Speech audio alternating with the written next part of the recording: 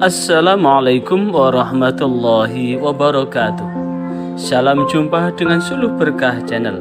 Kali ini liputan kuliah umum PGPG At-Tartil dengan materi Manajemen Lembaga Pendidikan Al-Quran. Bagi Anda yang baru bergabung, untuk keberlanjutan dari tali silaturahim kita, jangan lupa subscribe, like, dan komen untuk kesinambungan dari tali silaturahim kita. Selamat menyimak dan menyaksikan. Alhamdulillah, hari ini adalah kuliah yang terakhir di kuliah yang kedua ya. Kuliah pertama yang mestinya saya tanggal 4 Agustus, tapi saya tukar sama Ustadz Syafi'i karena tanggal 4 insya Allah posisi saya masih di Madinah. Hari ini kita akan kuliah Manajemen Lembaga Pendidikan Al-Quran. Tadi sudah saya sampaikan bahwa begitu kita azan, sekali lagi begitu kita azan, kita skors dulu sholat, urusan yang lain ambil jamak atau kosor urusan yang lain, karena semuanya saya lihat, saya tanya tadi semuanya dari Sidoarjo. Kalau dari Sidoarjo belum memenuhi syarat untuk menjamak dan mengkosor. Kalau menjimak boleh sama suami dan istrinya masing-masing. Itu pun syaratnya sudah punya suami dan sudah punya. Bagi yang belum tidak boleh. Kata anak TK haram hukumnya. Hari ini kita akan kuliah Manajemen Lembaga Pendidikan Al-Quran. Sebelum kita mulai, mari kita baca Ummul Quran Suratul Fatihah sebagai doa kita kepada Allah. Mudah-mudahan interaksi keilmuan ini menjadikan majelis ini majelis ilmu, menjadikan majelis zikir, menjadikan majelis Al-Quran, yang tiga majelis itu adalah dalam tarhib Rasulullah adalah Riyadul Jannah, taman surga. Kalau itu sebagai taman surga, maka mudah-mudahan menggetarkan energi positif menjadi diri kita hamba-hamba Allah yang fafir ilallah, yang berfastabiqul khairat, berlomba dalam kebajikan dalam rangka menjemput ridha Allah Subhanahu wa taala.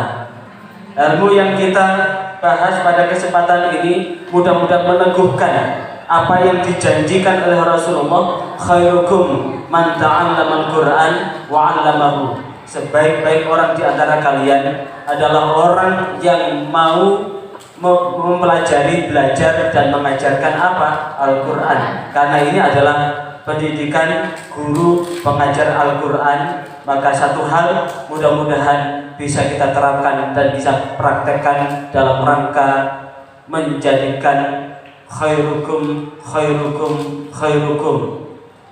rijat linnas, adalah sebaik-baik di antara kita adalah kita dikeluarkan di antara manusia dalam rangka ya'muruna bil ma'ruf wa yanha 'anil munkar. Al-Fatihah.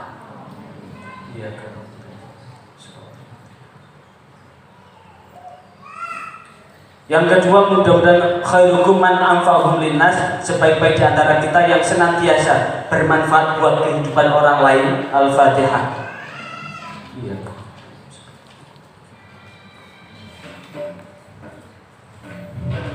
Ini agak sumuk.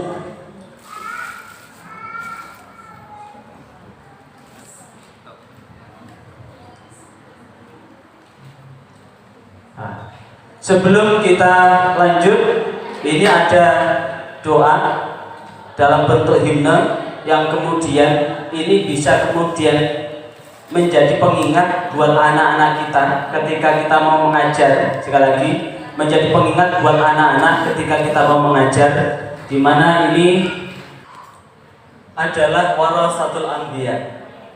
Yang mengajarkan Al-Quran ini adalah pewaris Nabi. Kenapa? Saya berani mengatakan bahwa yang mengajar Al-Quran adalah pewaris Nabi. Nabi itu mendapatkan wahyu. Wahyu terbesar yang diperoleh Nabi itu adalah Nabi siapa? Nabi Muhammad. Wahyu terbesar Nabi Muhammad apa? Al-Quran. Al-Quran inilah yang kemudian diajarkan buat umat. Diajarkan buat umat. Ketika Al-Quran ini diajarkan buat umat, maka sebelum mengajarkan apa yang ada di dalam Al-Quran, praktekkan. Apa yang diterangkan di dalam Al-Quran, praktekkan. Kata as-sholat di dalam Al-Quran disebut 56 kali pada 55 ayat. Yang itu artinya dengan sholat yang diawali dengan al-ta'rif, ini betul-betul harus dijaga betul dan dipraktekkan betul. Dan tentu piranti. Kebetulan kemarin saya di S1 pegang tafsir Ahkam. Kebetulan pas saya buka tentang jamak qasar. Jamak qasar. Ada satu ayat yang menerangkan tentang boleh menjamak qasar. Tapi rangkaian ayat itu adalah jamak qasar itu yang dilakukan adalah di situ manakala ketika kita sholat sedang terancam dalam posisi perang. Maka posisi orang bepergian itu sebetulnya terletak pada masyaqqah. Kesusahan ketika tidak mendapatkan air, kesusahan ketika tidak mendapatkan tempat sholat, kesusahan ketika jiwanya terancam. Tapi jika kita dikasih kenikmatan, kemana-mana bawa kendaraan yang bisa turun dimanapun, berhenti dimanapun, wong kalau kepengen pipis, kepengen berak, bisa berhenti di mana saja. Tapi kenapa? Ketika Allah memanggil, itulah yang kemudian bisa dibuka di tafsir Al-Qurtubi, ada 13 alasan. Sekali lagi, dibuka di tafsir Al-Qurtubi ada 13 alasan yang di situ mulai dari alasan untuk melaksanakan jamak qasar, alasan untuk waktunya dan sebagainya. Kesimpulannya adalah jika tidak ada masyaqqah, maka jangan mudah-mudah untuk mengambil. Kalau sudah posisi terancam, maka wajib untuk menjamak qasar. Di dalam mana? Di dalam masyaqqah. Nah, itulah yang kemudian ketika nanti ustadz, ustadzah maupun calon ustadz, calon ustadzah, kalau kemudian taman pendidikan Al-Qur'annya dekat dengan masjid, kalau taman pendidikan Al-Qur'annya jadi satu dengan bangunan masjid, yang di situ ngajinya mulai jam 2, pasti itu akan nabrak waktu sholat. Yang di situ habis asar, tentu itu akan ada irisan dengan waktu asar. Maka jika kemudian di jam 2 nabrak waktu sholat, upayakan sekoros dulu, ajak sholat.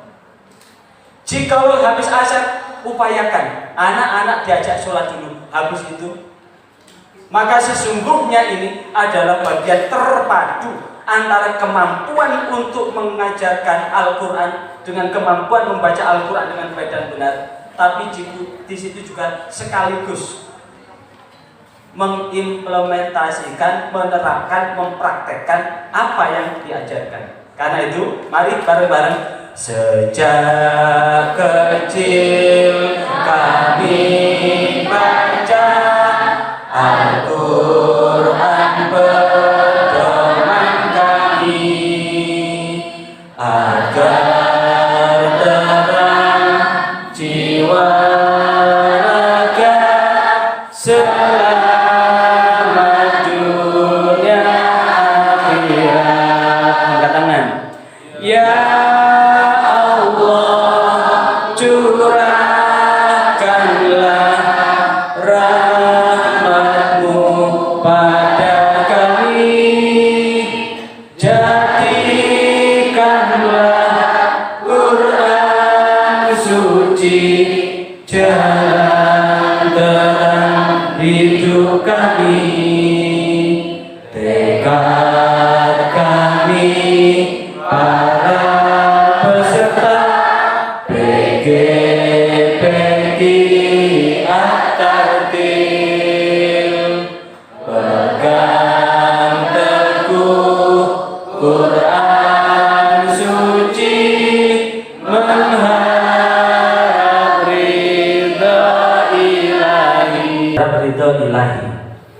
hari ini ada satu teori bahwa ketika mengajarkan membaca disertai dengan menulis, yang dulu ketika belum ada buku ada namanya pelajaran imla. Hasil antara proses belajar dulu ketika belum banyak buku dicetak, ketika belum banyak kitab dicetak, yang ada adalah hanya satu buku, itu bukunya ustadznya, kemudian ustadz mencatat di papan tulis. Ketika belum banyak fotokopi, sehingga apa yang akan diajarkan di fotokopi disebarkan, ternyata hasilnya lebih maksimal ketika hanya ada satu buku itu. Apalagi proses pendidikan yang kemudian niatnya jual buku, karena di sebuah lembaga pendidikan itu antara distributor buku dengan yang membeli buku itu ada rabat 40%. Kalau harganya 10.000, maka sekolah hanya membayar 6.000, yang 4.000 itu rabat, yang 30% itu bisa dibagikan, yang 10% untuk kepala sekolahnya.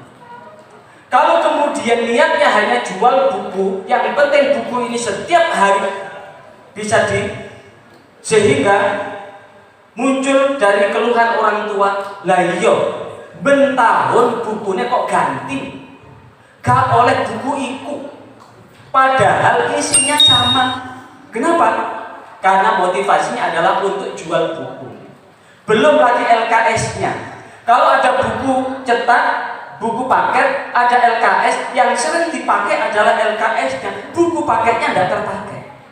Itu pun ketika dalam tanda kutip terkadang anak hanya disuruh mengerjakan LKS, kemudian tidak maksimal di dalam melaksanakan, maka inilah yang kemudian kata terakhir adalah banyak buku yang dibaca, banyak buku yang dibeli, ternyata tidak banyak yang dibaca, sehingga buku itu hanya jadi bantal tidur saja. Satu hal teori secara psikologis bahwa ketika mengajarkan membaca disertai dengan menulis, maka ternyata ketika yang diajarkan adalah huruf Latin, maka kemudian menulis dengan tulisan dari kiri ke kanan, ini ternyata dengan serta-merta merangsang otak kiri. Ketika mengajarkan huruf yang kemudian huruf hijaiyah yang disertai dengan menulis dari kanan ke kiri, ini merangsang otak kanan. Inilah yang kemudian akan menjadi investasi. Apa itu investasi? Menjadi modal dasar di dalam rangka apa? Mendorong anak untuk lebih kreatif. Makanya dalam pengelolaan kelas, apalagi anak-anak yang ngaji itu masih kelas 1, 2, 3, ini anak-anak masih masa bermain, apalagi anak TK. Anak TK ini lebih sering untuk lebih banyak bermain, karena memang untuk anak TK itu belum secara kejiwaan belum diajarkan tentang calistung, baca tulis hitung, karena anak TK itu masih playgroup, masih kelompok bermain, masih kelompok bermain. Namanya kelompok bermain adalah permainannya lebih banyak. Dan sampai saat ini, sekarang dengan kurikulum mandiri, itu ternyata lebih banyak unsur rekreatifnya untuk merangsang kreativitas dari anak. Namanya adalah merdeka belajar. Merdeka belajar itu lebih banyak simulasi-simulasi yang dilakukan sehingga menghasilkan ide gagasan pada anak-anak. Maka tentu menghadapi anak yang seperti itu, adzan ya? Sudah adzan ya?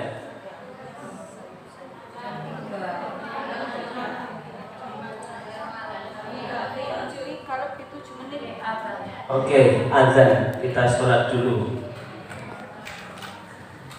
Jadi saat kita mengajarkan menulis dari kanan ke kiri, maka menulis dari kanan ke kiri ini merangsang otak kanan.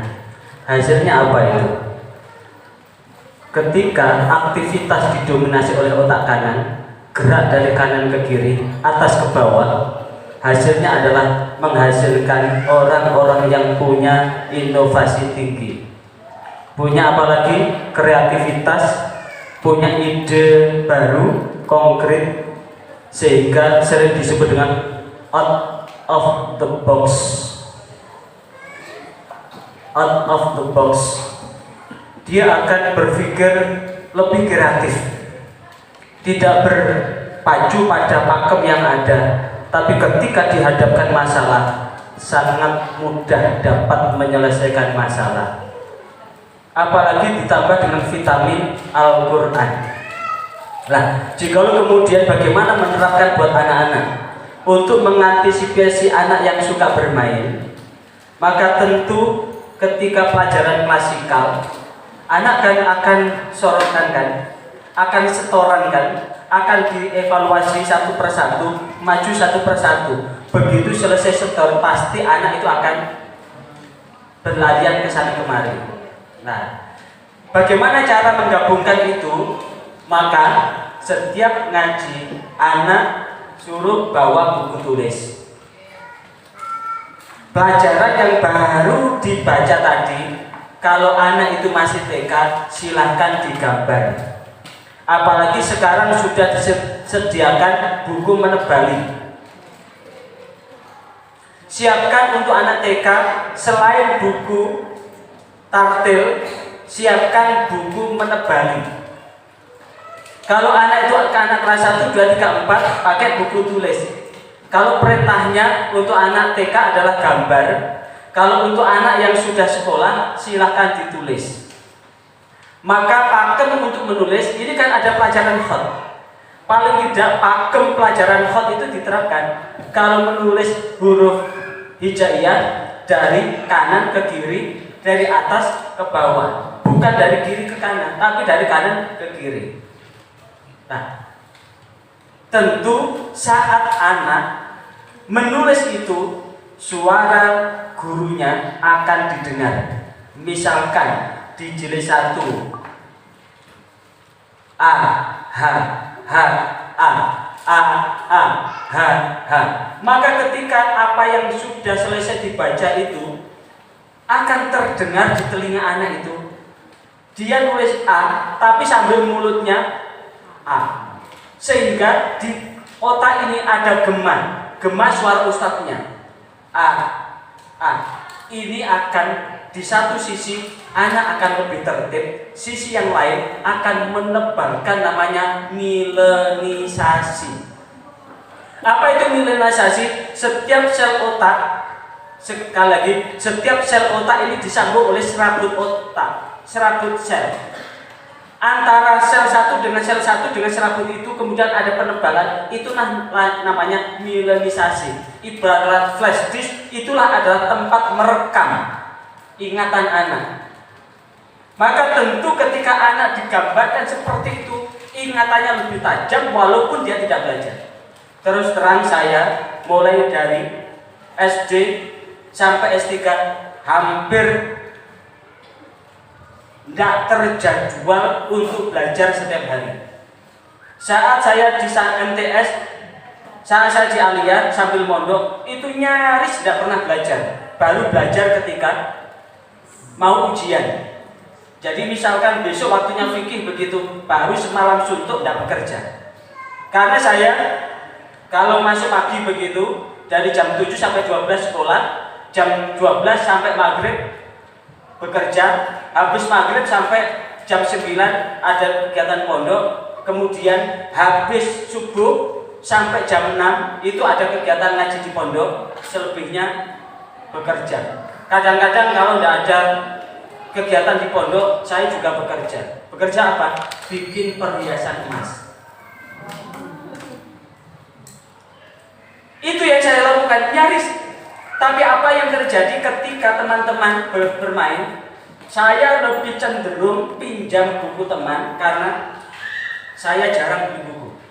Terus terang, mulai SD sampai S1 jarang beli buku. Rata-rata buku pinjam memanfaatkan di perpustakaan. Caranya bagaimana? Saya baca. Satu bab saya baca secara duduk sambil saya ringkas. Ringkasan itulah yang kemudian mempertajam, itulah yang kemudian mengantarkan mulai dari SD, Sanawiyah, Aliyah, ranking 1. S1 wisudawan terbaik. Artinya apa? Dengan seperti itu bisa anak-anak yang masih SD, yang masih SMP, Aliyah itu bisa diterapkan buat anaknya nanti. Yang masih punya anak kecil, angkat tangan. Itu bisa diterapkan caranya apa? Membimbing anak itu. Anak tidak perlu les, anak tidak perlu privat, tidak perlu. Yang perlu dilakukan adalah anak siap besok belajar, besok mengikuti belajar. Caranya apa? Manfaatkan habis maghrib sampai isya membaca buku pelajaran yang akan diajarkan besok. Suruh baca aja. Setelah itu bedai. Tahu di bedai?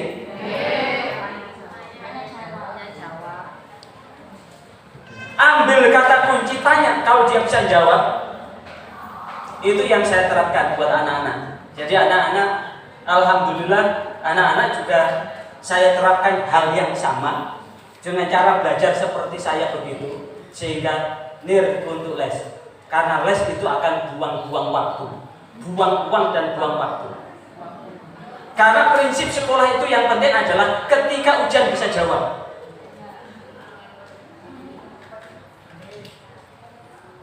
Ketika ditanya bisa menjawab.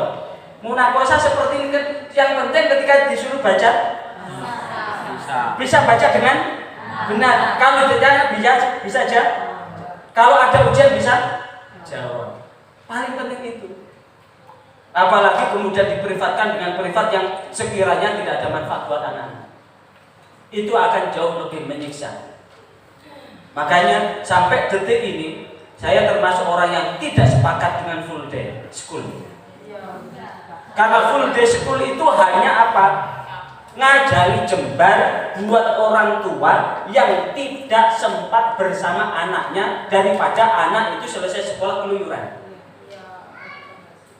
Itu ngajari jembar buat orang tua yang kedua-duanya bekerja seharian penuh. Itu sekaligus daripada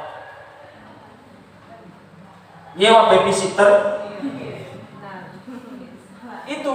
Tapi antara anak yang orang tuanya bisa nungguin dengan tidak bisa nungguin, lebih banyak yang bisa nungguin. Kalau kemudian seluruhnya di full day kan, kesempatan anak untuk belajar Al-Quran itu nol. Karena full day itu, kalau di full day itu anak masih SD, pendidikan dasar, itu ada pelajaran tidur siang. Di Sukodono itu ada sebuah sekolah dasar, itu ada pelajaran tidur siang dari jam 12 sampai jam 1. Ada. Jadi pelajaran tidur siang.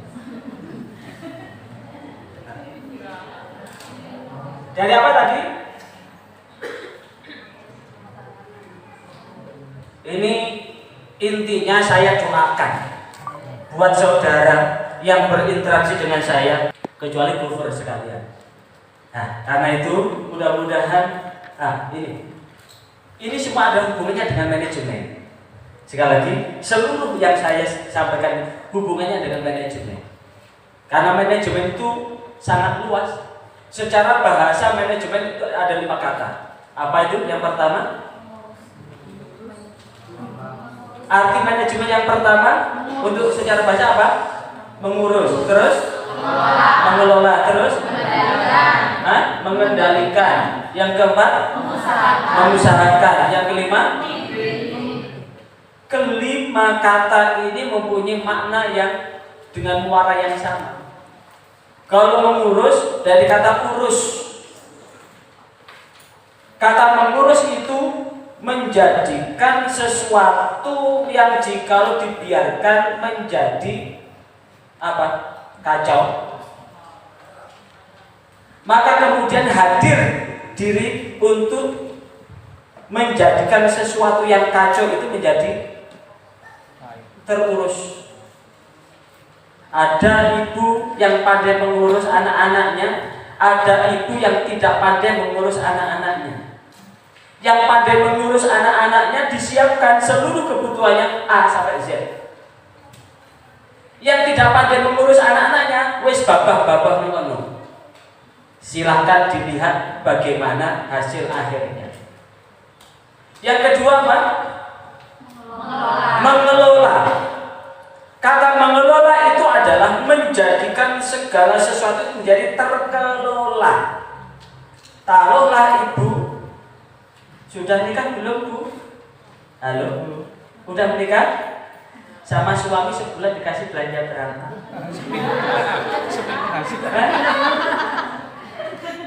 Dikasih belanja berapa? 10 juta. Taruhlah tipe suami yang opo jari, Bu. Yayangku ini AA mendapatkan penghasilan sebulan 10 juta. Wes tak serahkan semuanya pada yayangku.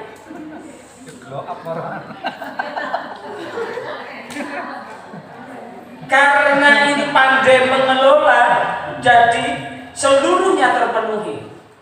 Rencana bikin rumah 10 tahun kemudian wujud rumah, rencana kepengen daftar haji 5 tahun terwujud, rencana beli mobil 7 tahun tercapai, rencana anaknya. Nah, bagaimana mengelolanya? Jadi langsung uang 10 juta itu langsung diposkan masing-masing. Yang untuk haji langsung masuk ke tabungan haji. Yang untuk beli mobil masuk tabungan beli mobil. Tidak usah kredit. Kalau kredit itu susah. Karena kalau kredit itu kalau dinaiki dit. Yang untuk bikin rumah ini sudah masuk. Yang untuk kebutuhan harian sudah masuk. Dan makanya sekarang sebelum nikah itu ada namanya bimbingan perkawinan. Di bimbingan perkawinan itu ada materi milestone, merencanakan kira-kira Anda menikah ini bertahan sampai berapa tahun. Dengan mantap, saya menikah ini insya Allah bertahan sampai 50 tahun ke depan. Kenapa 50 tahun ke depan? Karena insya Allah dengan kondisi saya 50 tahun ke depan saya meninggal dunia. Lantas dari 0 sampai 50 tahun, 5 tahun apa yang ingin dicapai? 5 tahun kira-kira sudah punya anak berapa ya? 5 kali ya? Karena setiap tahun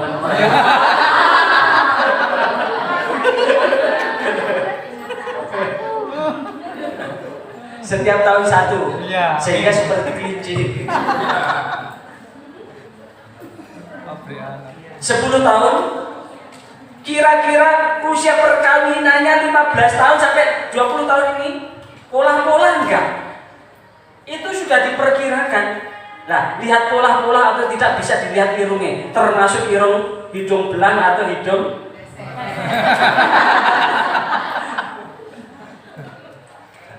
itu namanya mengelola. Uang bisa dikelola, masalah pun bisa dikelola. Karena orang punya masalah banyak, kalau tidak pandai mengelola masalah, maka akan menjadi pemicu stres.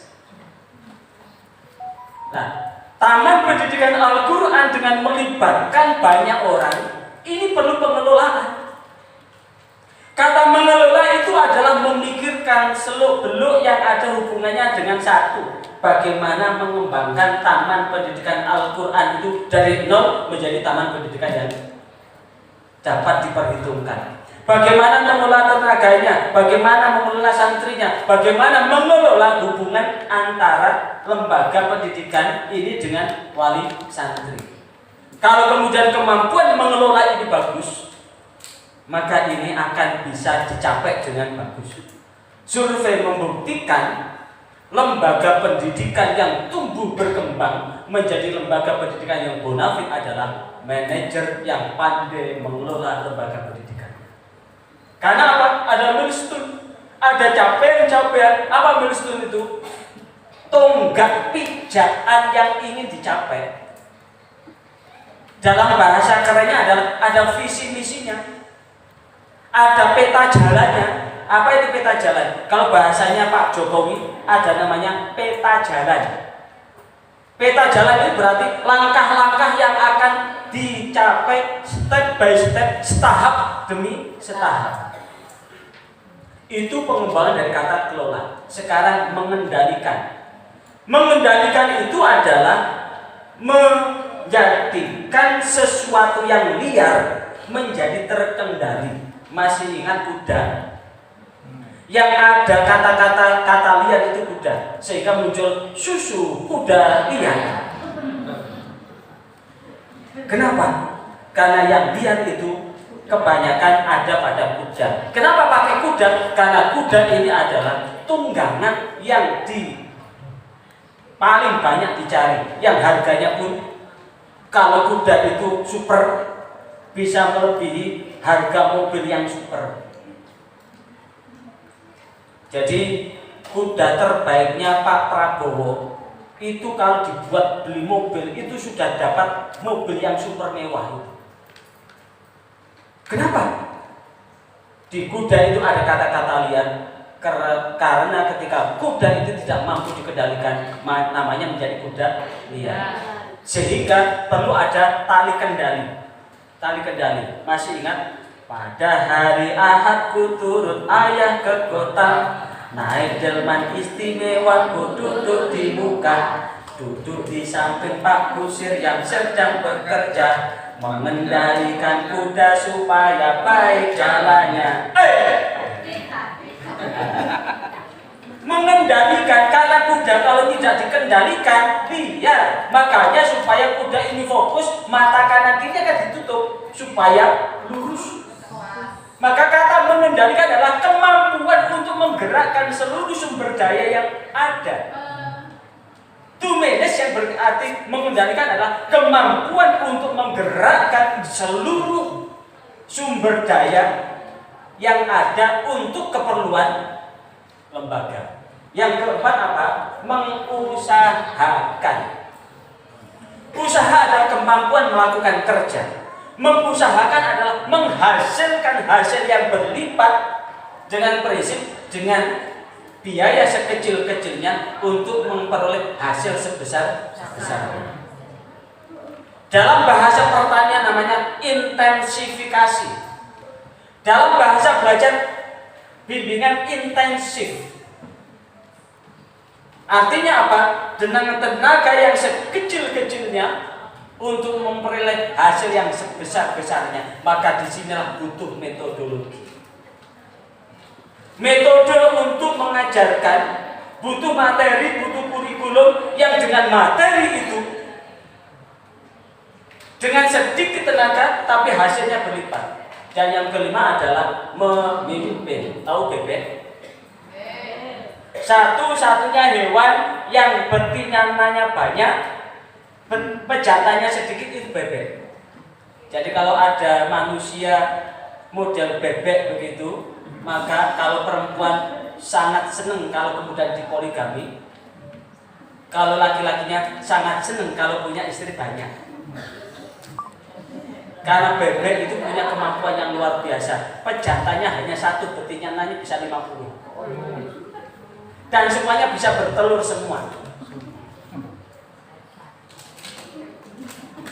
Tapi ingat bebek itu walaupun banyak, pejantannya di depan, maka betina akan ikut.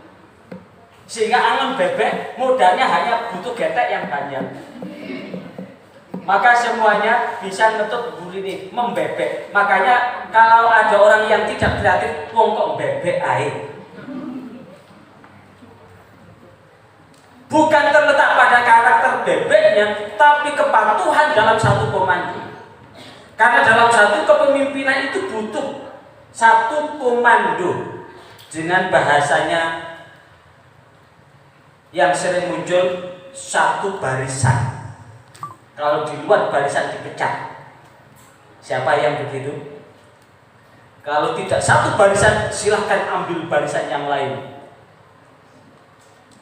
Ibarat kita ini adalah ibarat kereta cepat yang ingin melaju kencang. Siapa yang menghalang-halangi akan ditabrak. Siapa yang ketinggalan akan ditinggal.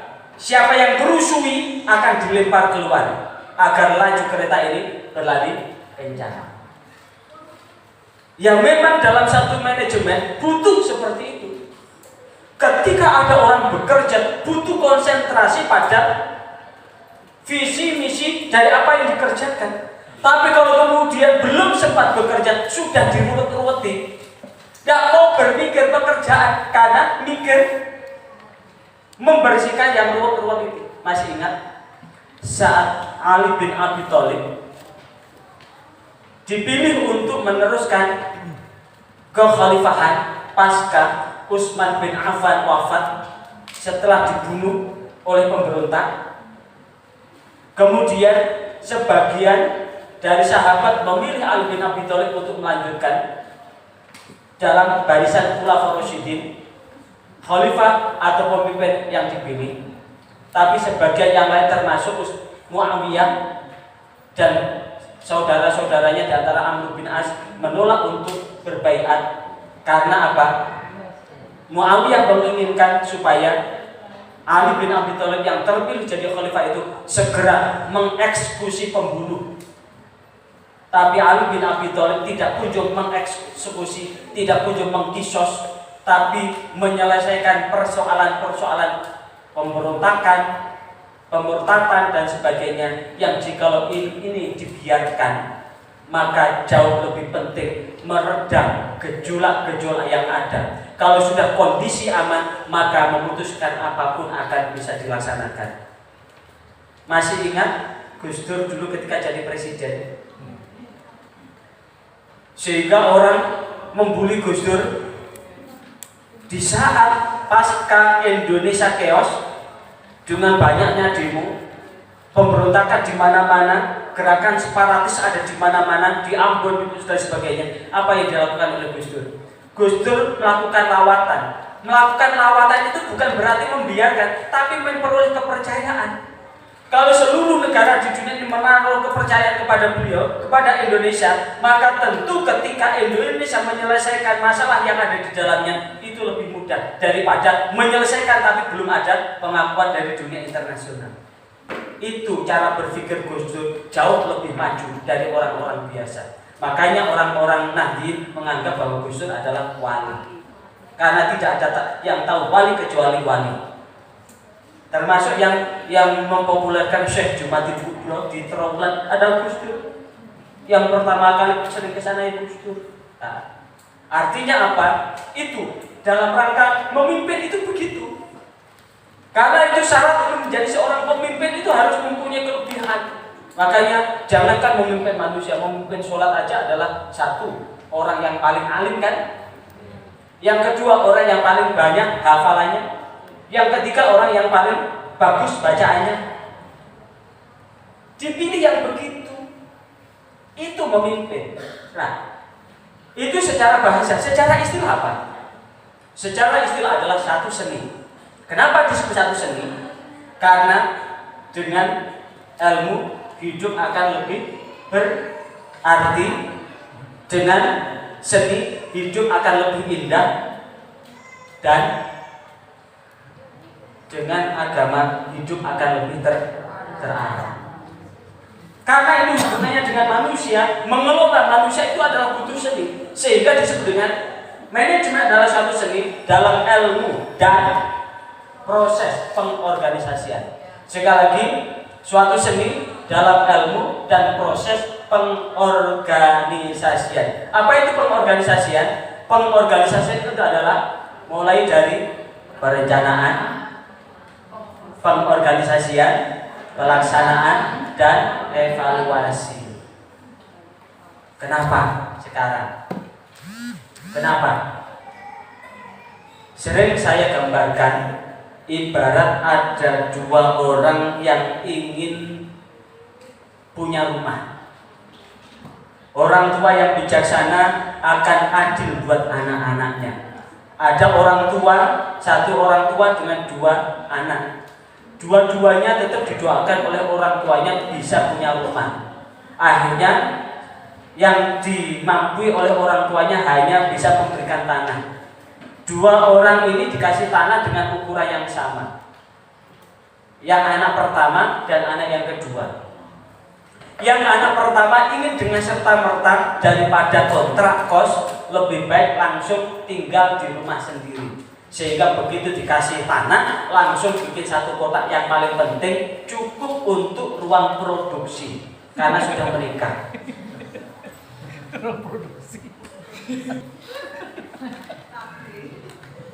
Yang satu, dia pingin bahwa rumahnya ini ke depan menjadi baiti jannati, rumahku surgaku. Rumahku surgaku itu ada tempat untuk menerima tamu yang representatif. Kalau waktunya ada yasinan tahlilan, cukup untuk menampung orang 100 di ruang tamu itu.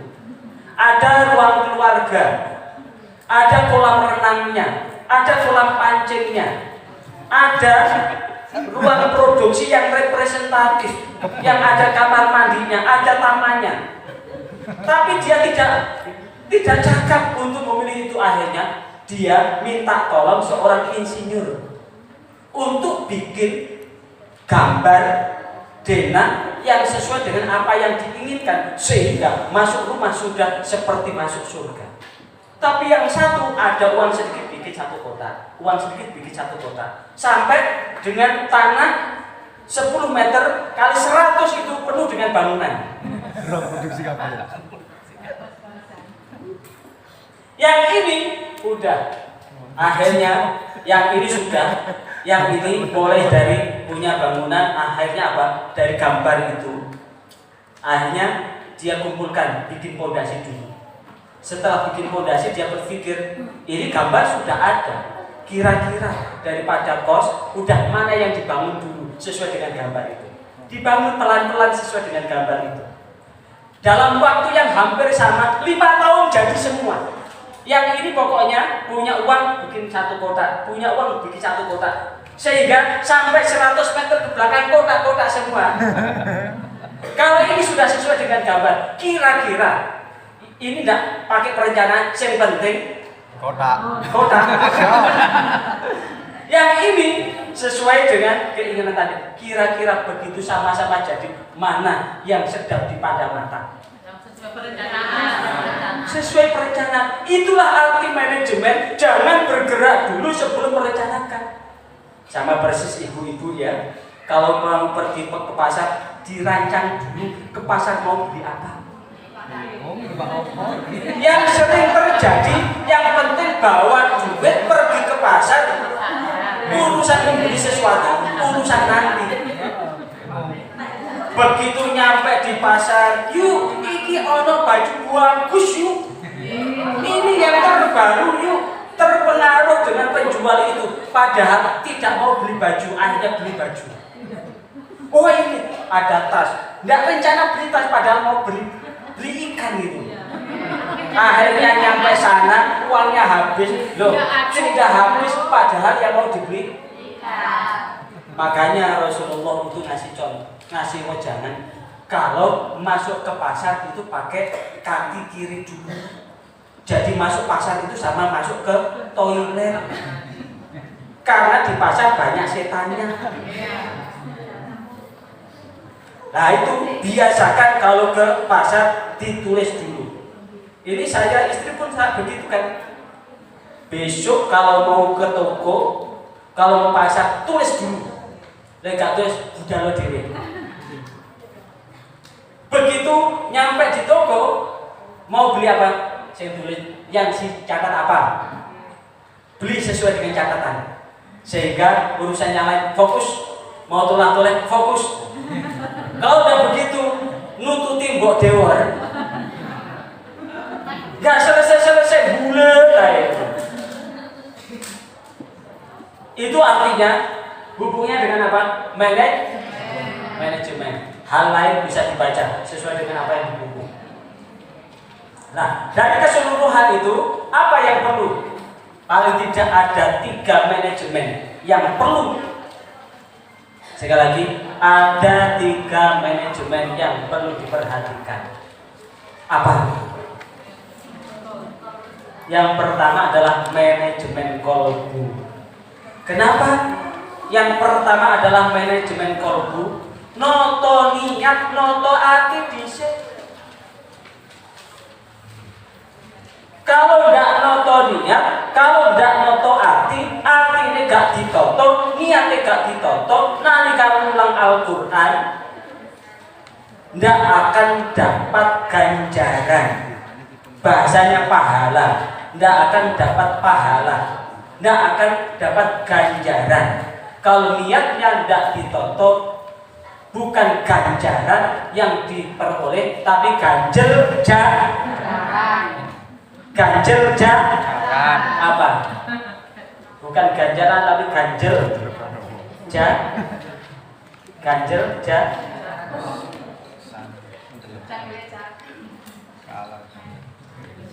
karena sampai detik ini survei aja yang sudah mengajar Al-Quran angkat tangan. Yang sudah ngajar angkat tangan. Udah berapa tahun ngajar? Sekitar 5 tahun. 5 tahun. Udah berapa tahun? 1 tahun. Sudah berapa tahun? 2 tahun. 2 tahun. 1 tahun. Siapa lagi? 97 berarti 16 tahun ya.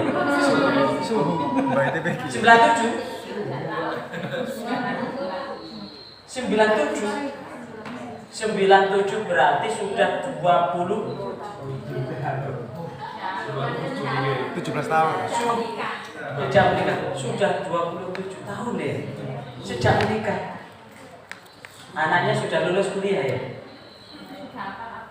Udah hafal Quran. Pertanyaannya, itu TPQ-nya sendiri atau TPQ orang lain? Belum didaftar. TPQ-nya TPQ sendiri. Itu nggak bayar santrinya, nggak bayar, gratis.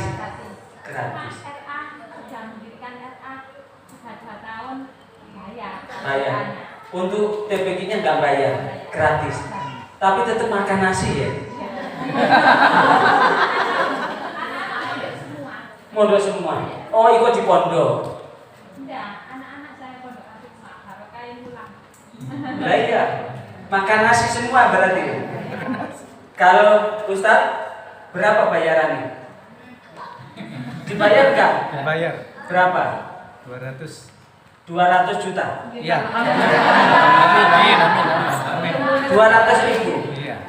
Kemarin saya monitoring LPG di Probolinggo, itu bayarannya hanya makan sore tok. Artinya apa? Ngajarkan Al-Quran itu kalau tidak ditata hatinya, yang dicari hanya materi, capek. Karena tidak sedikit yang kejar setoran seperti itu, merasa di sini hanya 250, nambah TPQ lagi di TPQ B, nambah di TPQ lagi TPQ C.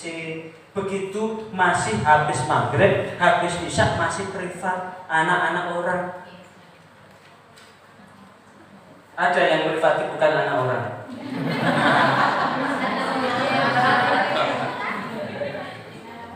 Ternyata ujung-ujungnya capek di jalan. Nah, kalau capek di jalan, gak kober ngerambut awake, gak kober ngerambut keluarganya. Tapi justru ini contoh 27 tahun ngajar Al-Quran, tidak pernah ditarik, karena ditarik itu jatuh. Santri tidak pernah ditarik kan? Kalau ditarik jatuh gitu ya.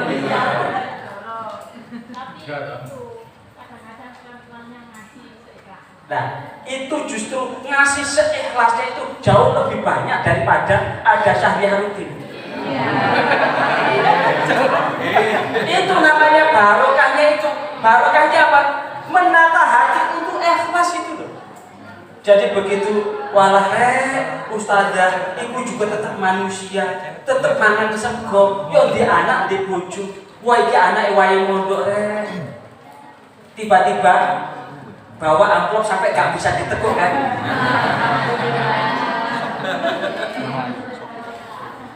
Sampai gak bisa ditekuk itu amplopnya itu. Artinya apa? Penting menjaga hati. Apa yang menjaga hati? Ini dikelola betul. Kalau ini nanti lulusan PGPG yang ikut kuliah umum hari ini, yang kuliah pertama, yang kemudian nanti betul-betul jadi guru TPG, kemudian nyabang lebih dari 1 TPG, ini berarti tipe guru yang kejar setoran.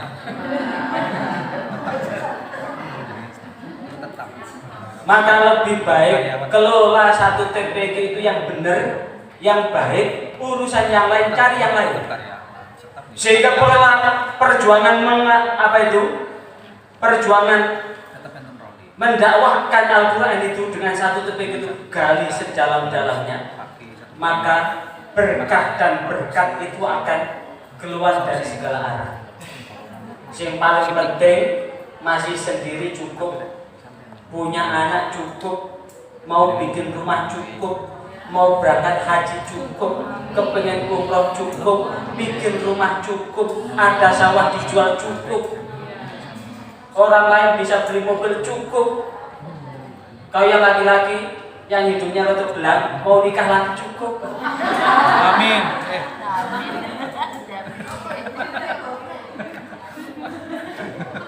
Yang penting cukup. Allahul Kafi Rabbuna Kafi Sodana Kafi Wajadana Kafi Likuli kafi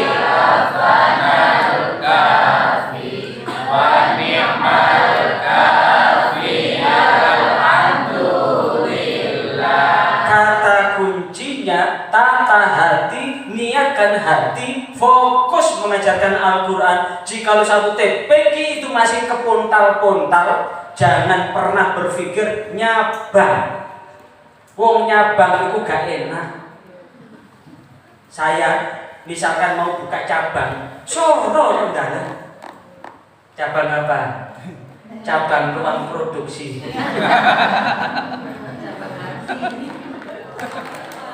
Susah. Cabang pekerjaan ya susah. Ini aja tadi dari pagi tadi diminta untuk Muharram, kemudian ngantar istri, hampir nyaris. Tak lihat udah jam 2. Kira-kira dari Pasar Langat, dari Gajah Mada ke rumah butuh waktu berapa? Tak suruh lihat, coba tanya Google Map berapa? 12 menit. 12 menit, kemudian duduk sejenak, minum 5 menit, cukup nggak? Persis tadi jam 1:28 nyampe di sini.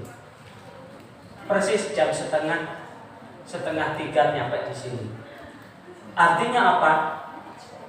Target waktu itu memang selaras dengan perjalanan. Kalau target pekerjaan itu adalah dengan 1 itu optimalkan. Kata kuncinya 1, jagalah hati, jangan kau kotori. Jagalah hati, jendela hidup ini. Jaga hati, manajemen kolbu. Yang kedua, manajemen organisasi. Namanya manajemen organisasi itu adalah mengelola banyak orang, memanfaatkan banyak orang, memberdayakan banyak orang, sehingga mengelola keorganisasian mulai dari apa tadi? Perencanaan. Setelah direncanakan pengorganisasian, setelah itu dilaksanakan, setelah itu evaluasi, maka lembaga pendidikan yang memiliki kemajuan yang cukup berarti adalah yang bagus dalam manajemen organisasinya. Dan yang ketiga adalah manajemen administrasi, tata kelola keadministrasian.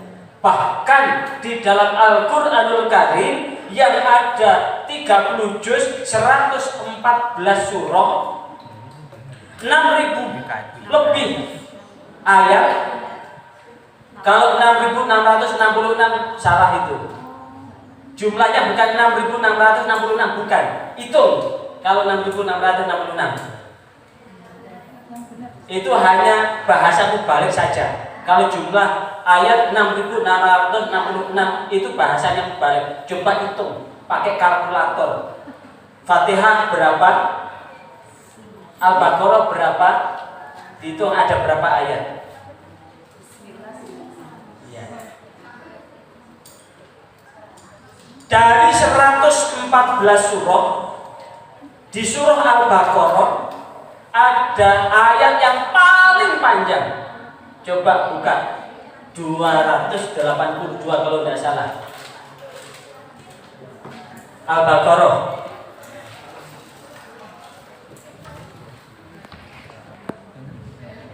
Surah itu adalah hubungannya tentang manajemen itu. Tentang administrasi itu. Idza tatayantum bidainin ila ajalin musamma faktubu. Kata faktubu catatlah, kata catatlah idza tatayantum, jika kamu bertransaksi bidainin dengan satu tanggungan ila ajalin musamma sampai waktu yang telah ditentukan faktubu. Orang tua menitipkan anaknya ke LPG, sekali lagi, orang tua menitipkan anaknya ke lembaga pendidikan Al-Quran, tentu ada keinginan orang tua mau diapakan anak ini. Dan keinginannya apa? Hasilnya apa? Tentu tanggung jawab untuk menyelamatkan anak itu adalah orang tuanya. Guru hanya membantu. Tapi fakta yang sering terjadi ketika anak itu nakal, yang disalahkan siapa? Tapi ketika anaknya prestasi, siapa yang menepuk dada? Anak gue. Tapi ketika salah, muridnya sopoi, padahal mesti anak sopoi. Ketika anaknya maju, guru ini sapa ya? Sing iso mulang koyo ngono. Tapi fakta di masyarakat, lek salah sing disalahno gurune, lek apik orang tua yang menepuk dada. Maka walaupun nanti yang dari tahun 97 tidak bayar, nanti oh ya wis gak apa-apa, wis bareng berkah wis akeh kok. Bareng wis akeh. Wes, jangan dirusak keikhlasannya. Nanti Allah akan kasih yang lebih banyak dari yang lain. Yang penting tetap lahir manusia kan? Begitu besar tetap dadi wong kan? Tetap dadi wong. Gak sampai gak dadi wong. Tetap dadi wong. Maka catat apa yang diinginkan orang tua ketika menitipkan anaknya. Catat. Kemudian untuk menghasilkan anak seperti ini, catat, tulis biayanya berapa saja. Dan catat surat pernyataan dan kesanggupan orang tua untuk, dan bahasanya yang perlu disampaikan, saya hanya membantu panjenengan.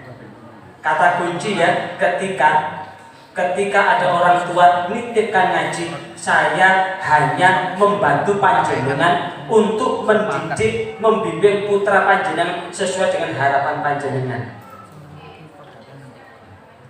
Saya hanya membantu panjenengan karena ketika putra putri panjenengan mlebu neraka, sing dituntut dudu gurune, sing dituntut wong tuane. Bukan Riyadhus Shalihin, ada orang tua yang masuk surga, anaknya teriak-teriak di dalam neraka, siapa yang diprotes? Orang tuanya. Hanya membantu. Nah, dengan kata kunci hanya membantu. Yang kedua, sampaikan, Bapak, kalau bapaknya yang ngantar, Ibu, kalau ibunya yang ngantar. Ini di TPQ ini adalah dihuni manusia semua. Guru-gurunya juga manusia semua, punya keluarga, punya istri dan punya anak, dan bukan malaikat. Tentu panjenengan tahu kan, jenengan sanggup paring syahya pinten niki wonten tanda kesanggupan. Pilihan pertama 25.000, pilihan kedua 50.000, pilihan ketiga 100.000, pilihan ketiga di atas 100.000. Jenengan pilih yang mana? Harus berani begitu, dan itu dibolehkan menurut Imam Ghazali. Itu bukan menjual Al-Quran, tidak, tapi mengganti tenaga yang dikeluarkan. Karena berangkat ke TPG itu pakai sepeda motor, pakai mobil juga, itu tidak bisa berjalan kalau tidak pakai bensin. Yang ngajar itu juga manusia, butuh kalau toh tidak bisa menutup keseluruhannya, paling tidak ya jadi bisyarah lah. Makanya bukan HR, bukan honorarium, namanya bisyarah dari kata basyarun, bebungah tok, gemotivasi tok. Senajan nanti cukup dibuat beli sabun tok gak apa-apa. Cuma yang belum nikah jangan dihabiskan sabunnya di kamar mandi.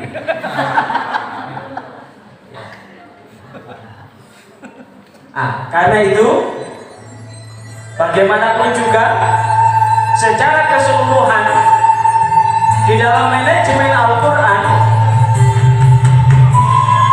ada 4 hal. Ada 4 hal yang menjadi kirati penting di dalam rangka apa? Di dalam rangka untuk menggerakkan roda organisasi. Ini yang pertama. Jadi ada 4 unsur. Yang pertama adalah planning, yang kedua organizing, yang ketiga directing, yang kelima adalah controlling.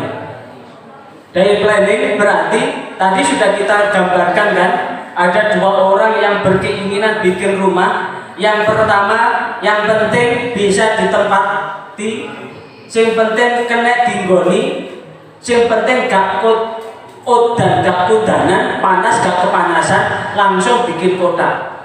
Kotak pertama apa? Ruang produksi. Habis ruang produksi, ruang pembuangan. Ruang pembuangan ada namanya ruang terima tamu dan ruang yang lain. Itu kemudian tidak ditata, tidak direncanakan, pokoknya ada uang ditemplate sehingga 10 kali 100 kotak-kotak buk. Yang satu direncanakan, konsultasi pada ahlinya. Makanya di bidang pendidikan ada namanya konsorsium, konsultan, kongkonane sultan. Konsultan untuk merancang pendidikan ada namanya konsorsium, KPI, konsorsium pendidikan Islam, dan konsorsium ini adalah sebagai lembaga yang kemudian memberikan waktu untuk menjadi tempat konsultasi bagi siapapun yang memiliki kesulitan dalam masalah urusan pendidikan. Untuk apa? Untuk merencanakan, planning. Ibarat seseorang ingin masak, maka tentu dia butuh resep. Resep inilah yang disiapkan di perencanaan. Dan apa yang disiapkan? Pertama kali, rancang tujuan, sasaran, dan target. Dan untuk Taman Pendidikan Al-Quran, apa tujuan kita mendirikan Taman Pendidikan Al-Quran? Maka tujuan kita mendirikan Taman Pendidikan Al-Quran adalah untuk apa?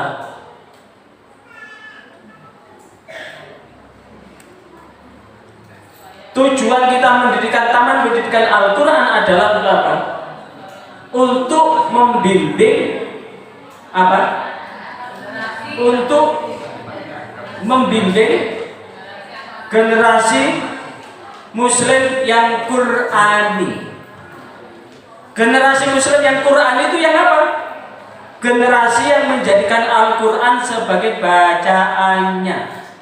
Kalau Al-Quran sebagai bacaan, Karena Al-Quran itu ternyata cocok dibaca dalam situasi apapun. Saya ingin bertanya pada saudara, kira-kira ada orang hamil dibacakan Al-Quran cocok enggak? Ada orang menikah dibacakan Al-Quran cocok enggak? Ada orang meninggal dibacakan Al-Quran cocok enggak? Ada orang ngeholim mbahnya dibacakan Al-Quran cocok? Sekarang coba Al-Quran diganti dangdut. Nikah nanggap dangdut cocok? Cocok. Kemudian hitan nanggap dangdut cocok? Walimatul hamil nanggap dangdut cocok? Coba bae mati nanggap dangdut cocok enggak? Itu artinya bukti bahwa Al-Quran itu memang cocok dijadikan apa yang dibaca dalam suka maupun duka, susah maupun sehingga target pertama, bagaimana bisa mendorong anak-anak untuk menjadikan Al-Quran sebagai bacaannya. Yang kedua, apa itu? Generasi yang mencintai Al-Quran. Namanya cinta. Al-mar'u man ma'aman ahabbahu. Orang kalau sudah cinta, sekali lagi, orang kalau sudah cinta, maka dia akan dekat dengan yang dicinta. Contoh, seorang pemudi sedang kasmaran, wong kang lagi gandrung, ra peduli. Jadi kalau ada orang yang sedang gandrung, kemana-mana wajahnya itu selalu diingat, wajahmu dulu berseri-seri. Nah, selalu begitu. Saat mau minum, apa? Seakan-akan wajahnya ada di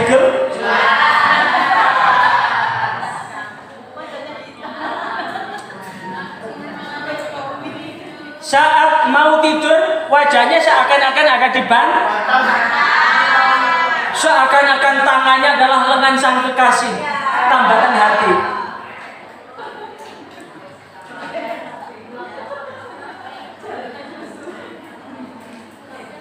Saat sedang ke WC, wajahnya seakan-akan ada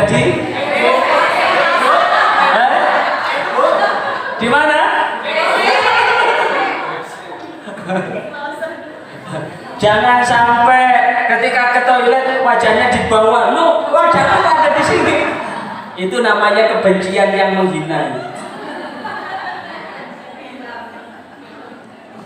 Yang ketiga apa? Menjadi generasi yang menjadikan Al-Quran sebagai pandangan hidupnya sehari-hari, sekaligus menjadi teladan teman segenerasinya. Ini kalau kemudian kita lakukan, maka ini akan menjadi jariah yang luar biasa. Sungguh itu akan menjadi jariah yang luar biasa, yang tidak akan tergantikan dengan apapun.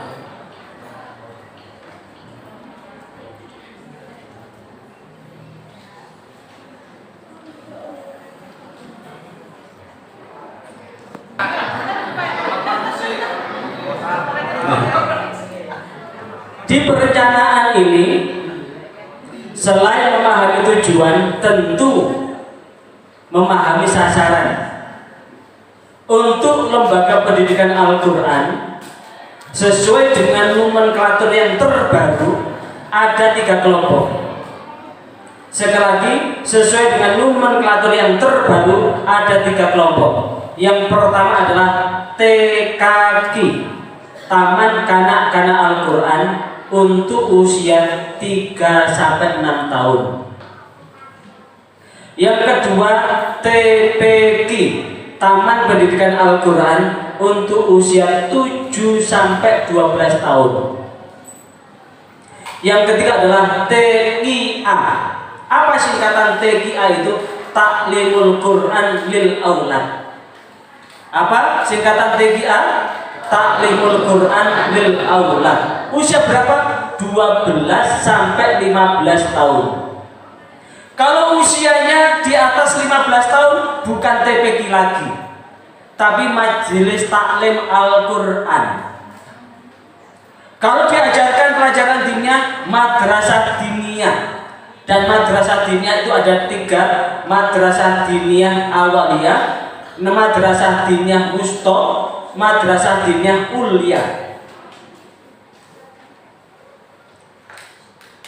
Kalau di atasnya ulia ada namanya ma'had ali, setara dengan perguruan tinggi. Ma'had ali itu ada 3, marhalah ula itu S1, marhalah wusta itu S2, marhalah ulia itu S3. Nah, sasarannya itu target sekarang. Berapa target mengajarkan Al-Quran? Idealnya mengajarkan Al-Quran itu dibutuhkan waktu 4 tahun. Berapa? 4 tahun. Targetnya 4 tahun. 2 tahun marhalah paket dasar, 2 tahun paket marhalah. Sekali lagi, idealnya lembaga pendidikan Al-Quran atau taman pendidikan Al-Quran proses belajarnya itu 4 tahun. Yang 2 tahun itu adalah paket dasar, yang 2 tahun paket marhalah. Apakah cukup waktu 2 tahun dengan 6 jilid? Cukup. Taruhlah jilid yang paling banyak materinya jilid 1 sama jilid 6, karena jilid 6 itu ada persiapan munakosah paket dasar, sehingga di 2 kali lipatkan dibandingkan jilid 2, 3, 4, 5. Jilid 2, 3, 4, 5 ditarget 3 bulan selesai. Kalau 3 bulan kali 4 berapa? 12. Kemudian kalau jilid 1 dan jilid 6 2 kali lipatnya berarti butuh berapa bulan? Butuh 3 kali 2 6 bulan. Kemudian kali 2 berapa? 12. Berarti hanya butuh 12 tambah 12 berapa itu?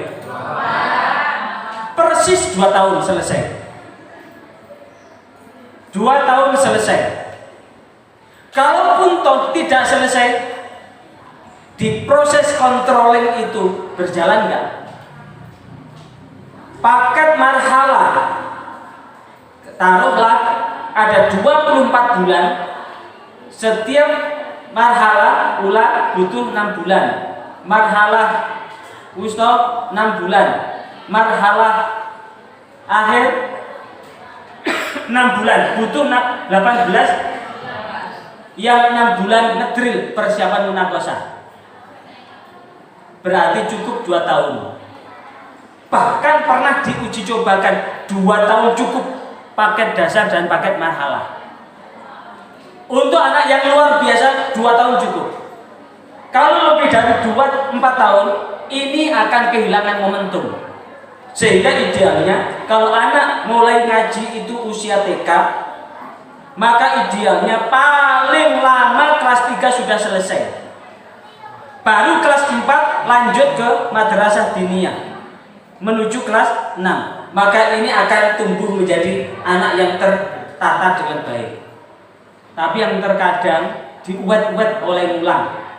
Kadang jilid 1 itu sampai 1 tahun. Ada yang jilid 1 sampai 1 tahun.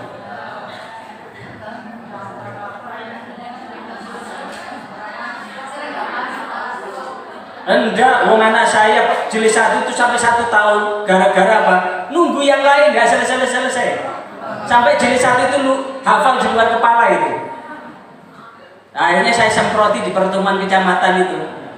Guru ngantuk, guru dower, masa ngajar 1 tahun jilid 1 enggak selesai-selesai. Iku sing goblok gurune apa santrine. Artinya apa? Jangan biarkan anak yang cerdas itu dihukum gara-gara anak yang kurang cerdas. Kalau anak dan anak yang cerdas nunggu selesai anak yang tidak cerdas, itu sama saja menghukum orang yang cerdas dan memberi penghargaan yang tidak cerdas. Sama dengan rapat itu loh. Rapat undangannya jam 8. Dimulai jam 10 baru dimulai, nunggu lengkap. Padahal jam 8 itu separuh sudah datang. Berarti yang separuh dihukum memberikan penghargaan orang yang terlambat. Padahal orang terlambat itu salah. Makanya saya kalau ngajar, berapapun yang datang, misalkan peserta belajar itu ada 10 begitu, datang 2, saya mulai. Saya tidak akan memberikan penghargaan buat yang telat dengan menghukum orang yang. Setelah itu apa yang perlu disiapkan? Standar kompetensi lulusan. Kenapa penting? Kalau gurunya ini baru boleh kuliah umum, nilainya berapa? Dianggap lulus? Halo? 80 kan? Kalau kurang dari 80 lulus nggak? Harus remedi kan? Kenapa pakai 80? Kalau nilainya 50 diluluskan ngajar Al-Quran, kira-kira mengantarkan anaknya ketika dites bisa nggak nilainya 100? Nggak bisa. Makanya untuk standar minimal ngajar Al-Quran, kemampuan membaca Al-Qurannya minimal 80. Turun-turun ke santri ya 70. Kalau sungguh-sungguh materi yang disampaikan diterapkan. Kalau sudah ada standar kelulusannya, maka standar isinya kayak apa? Ditentukan. Kalau standar isi sudah ditentukan, standar prosesnya bagaimana? Sarana prasarana, pendidik, tenaga kependidikan, biaya perlu dirancang, penilaiannya. Dan setelah standar direncanakan, maka bagaimana kegiatan belajar mengajarnya. Setelah itu fasilitas apa yang diperlukan, kemudian tata tertib penting. Karena tata tertib ini akan mengatur jalannya proses belajar mengajar dan butuh waktu berapa.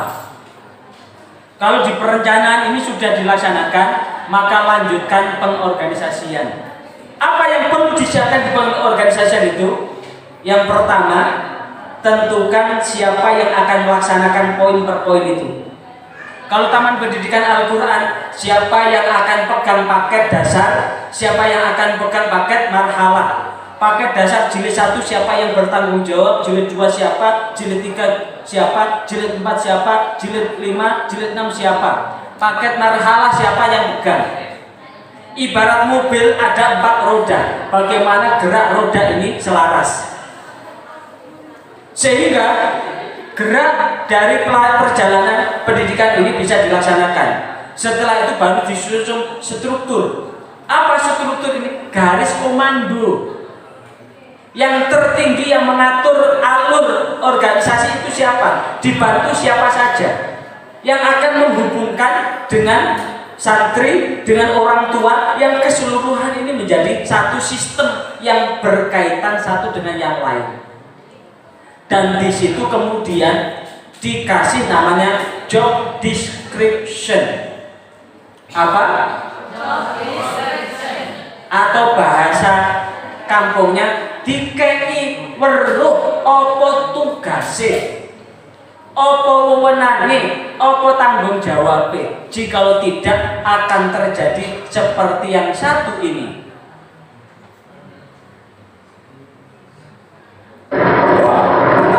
Artinya setelah direncanakan, kemudian pengorganisasian dengan memilih siapa yang melaksanakan, disusun strukturnya supaya komando, garis komandonya jelas, kemudian masing-masing dikasih tugas, wewenang dan tanggung jawab. Dan setelah itu baru menggerakkan, seluruhnya digerakkan dengan gerak yang sama. Ibarat mobil ada roda 4, bagaimana sopir ini mengatur laju kendaraan. Sehingga ada yang punya prinsip begini, kita ini akan lari kencang, ibarat kereta api cepat. Siapa yang menghalangi di depan akan saya tabrak. Siapa yang ketinggalan, siapa yang terlambat akan saya tinggal. Siapa yang ngerungsepi di dalam akan saya keluarkan agar laju kendaraan ini. Itu berarti tipe pemimpin tangan besi. Karena apa? Memang ketika kita ingin meraih satu percepatan dari program, maka boleh menggunakan prinsip seperti itu. Siapa yang tidak satu barisan, silakan ambil barisan yang lain. Nah, dan itu tidak bisa diterapkan dalam lembaga pendidikan Al-Quran karena bayarannya 1 bulan 30 hari. Apalagi hanya dibayari hanya makan sore toh. Maka tentu menggerakkan adalah dengan hati. Tanamkan kita bekerja untuk akhirat kita, beramal untuk umat. Menggali perjuangan mengajarkan Al-Quran sedalam-dalamnya, menjadikan karyawan-karyawan Allah, sehingga motivasi dorongan itu penting. Tapi sekali lagi jika salah menggerakkan seperti tadi itu, akan terjadi kecelakaan yang luar biasa. Yang lebih asik film yang berikutnya, cuma nggak bisa dibuka karena ada sedikit aurat. Habis. Terakhir kontroling, evaluasi. Saat evaluasi itu jangan seperti yang satu ini.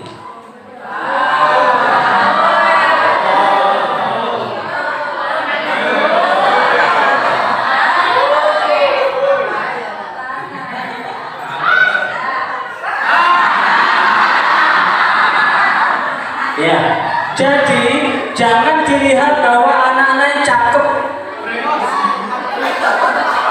cantik, nggak usah diseleksi, nggak usah dites, sudah pasti pinternya. Belum tentu.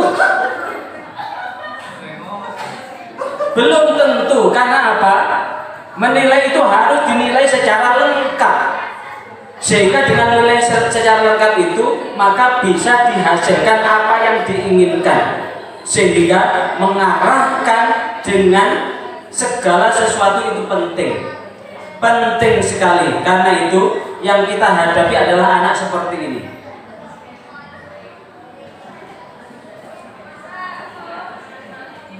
Oke, nggak bisa dibuka karena waktu sudah habis.